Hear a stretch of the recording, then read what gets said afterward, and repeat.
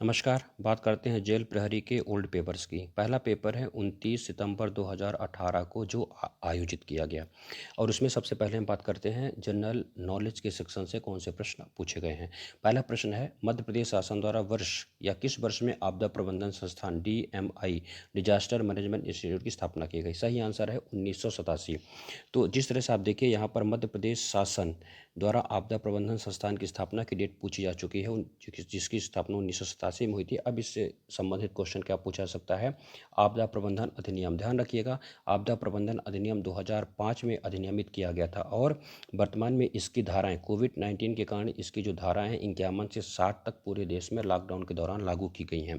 तो इस तरह से आपको ध्यान रखना है कि आपदा प्रबंधन अधिनियम कब अधिनियमित किया गया था, 2005 में, और इसी के तहत राष्ट्रीय आपदा प्रबंधन प्राधिकरण और राष्ट्रीय आपदा मोचन बल, जिसे हम NDRF कहते हैं, इसकी स्थापना की गई। तो आप इस अधिनियम के बारे में और उसके प्रमुख जो सेक्शन है, धारा हैं, उनके बारे में थोड़ा सा अध्ययन कर लेंगे।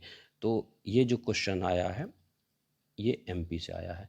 अब दूसरा भी क्वेश्चन मध्य प्रदेश का ही है कि मध्य प्रदेश के उस शहर का नाम बताइए जहां ध्रुपद समारोह आयोजित होता है।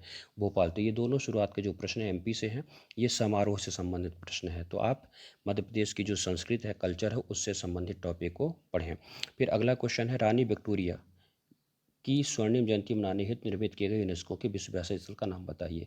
तो ध्यान दीजिएगा, अब इसका नया नाम है छत्रपति शिवाजी महाराज टर्मिनस। पहले इसे विक्टोरिया टर्मिनस कहा जाता था, साथ में इसको VT कहते थे। तो इसकी जो अभिकल्पना है फ्रेडरिक विलियम स्टीफंस, या कह लीजिए इसके वास्तुकार रहे हैं फ्रेडरिक विलियम स्टीफंस। और फिर 1996 में राजनीतिक दलों की मांग पर इस विक्टोरिया टर्मिनस का नाम बदलकर छत्रपति शिवाजी टर्मिनस कहा गया और इसको 2004 में यूनेस्को की विश्व धरोहर समिति में शामिल कर लिया गया। यह जो स्टेशन है वह विक्टोरियन गोथिक शैली में बना है। इस इमारत में विक्टोरियाई, इतालवी गोथिक शैली एवं परंपरागत भारतीय स्थापत्य कला का संगम झलकता है।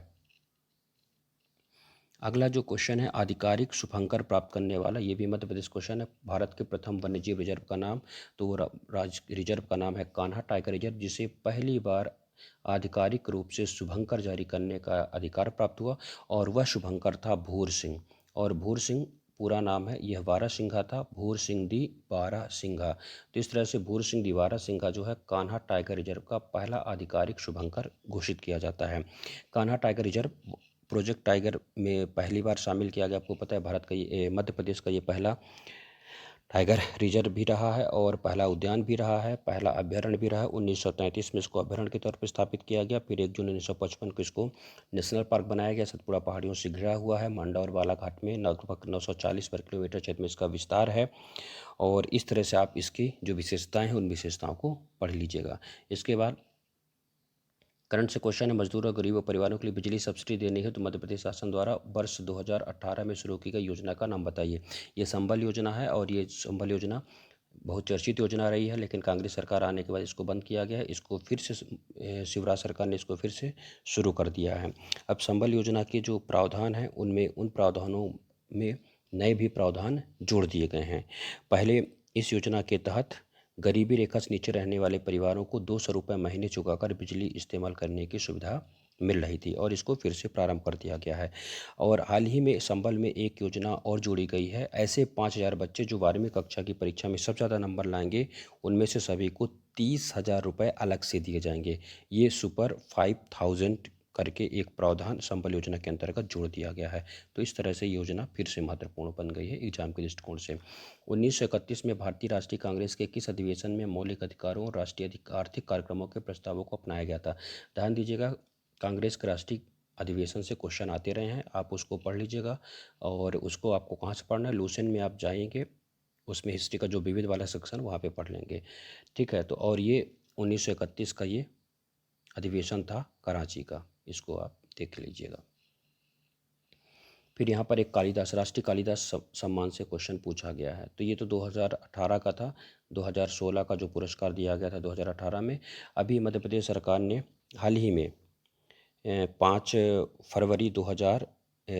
फरवरी 2020 को 2017 और 18 के लिए राष्ट्रीय कालिदास सम्मान के विजेताओं की घोषणा की है। और इसमें वर्ष 2017 के लिए राष्ट्रीय कालिदास सम्मान नृत्य गुरु जतिन गोस्वामी को। इसमें आपको ध्यान में क्या रखना है, 2017 के लिए नृत्य गुरु मतलब ये वरिष्ठ नर्तक एवं कोरियोग्राफर हैं और उनका नाम है जतिन गोस्वामी।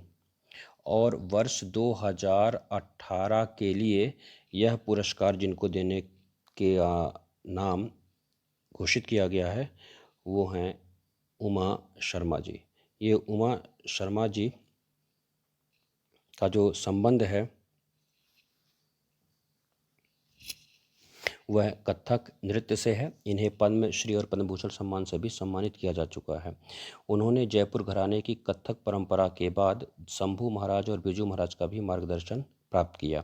तो इस तरह से वर्ष 2018 का जो कालिदास सम्मान है यह किसे प्रदान किया गया, तो नाम याद रखेंगे उमा शर्मा, उमा शर्मा। ये फिर आप देखते जाइए एमपी के क्वेश्चन जो हैं वो ज़्यादा हैं। दिल्ली में स्थित कमल मंदिर लोटस टेम्पल किस धर्म के अनुयायियों के लिए पवित्र स्थल है, तो याद रखिएगा बहाई जो संप्रदाय है उनके अनुयायियों के लिए है।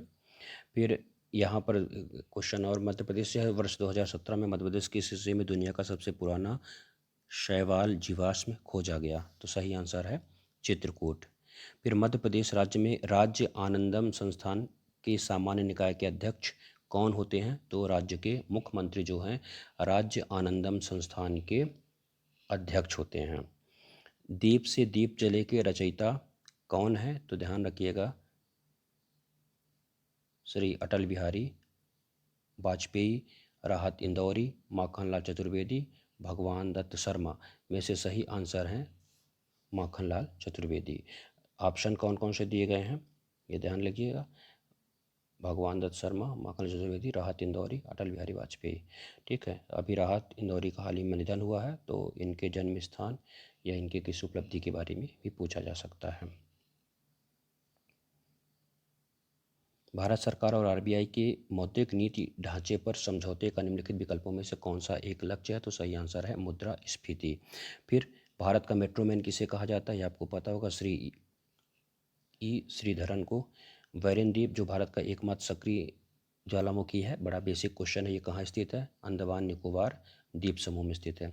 भारत के किस शहर में चार मीनार स्थित है, तो इसका सही आंसर भी आपको पता होगा कि यह हैदराबाद में स्थित है।